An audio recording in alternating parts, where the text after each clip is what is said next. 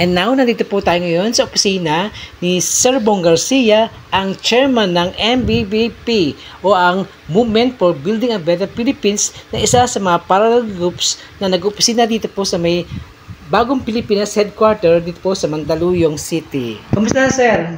Ito okay naman, kapatid.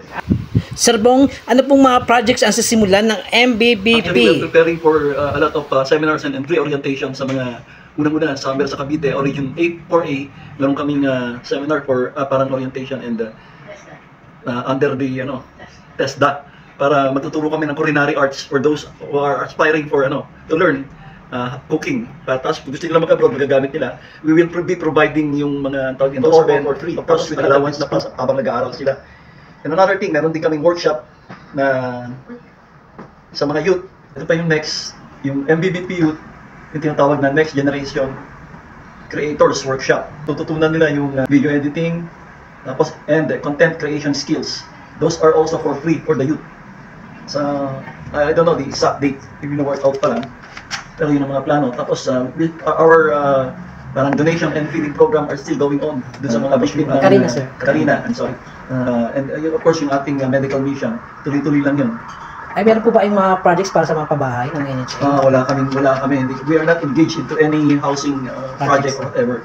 Pero siguro sana mabigyan din kami ng Pangulo para maibigay natin sa mga mamamayan na nangangailangan.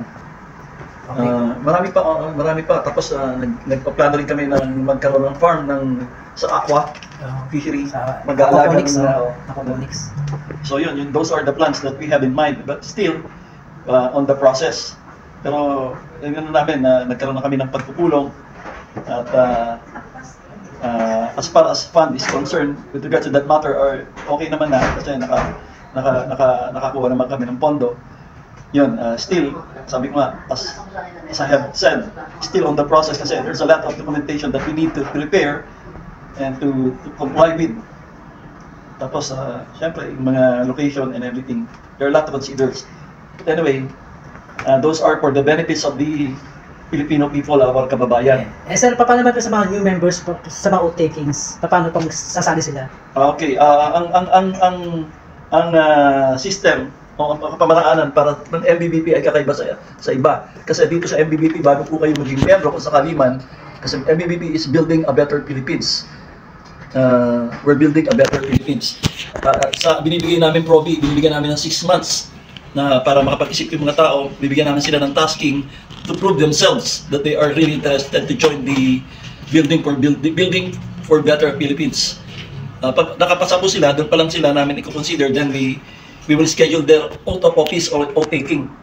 Actually, ngayon po, probably by next month, nagkakaroon po ng mga oath of office po, yung mga officers po na nahirang from different parts of the country, Luzon, Visayas, Mindanao. Pupunta po sila rito para magkaroon po kami ng oath taking ng mga opisyal. Meron po bang requirements para maging member? Yun po, syempre, number 1 is yung loyalty mo. And of course, yung motivation mo. Why would you like to join the movement? If it is your personal motivation lang, kung meron ka lang personal agenda, to gain something from the movement, huwag na po kayong sumali kasi hindi po yun ang aming panuntunan. This is really purely voluntarism. Ang lagi pong iniisip ko, ano pwede mong i-contribute sa bayan at hindi ko anong pwede mong makuha sa gobyerno. So, nandito po kami para tulungan ang gobyerno in all things. Sa lahat ng bagay po na kaya namin gawin. Salamat sa opportunity na ibigay sa atin sa konting interview ng ating kapatid.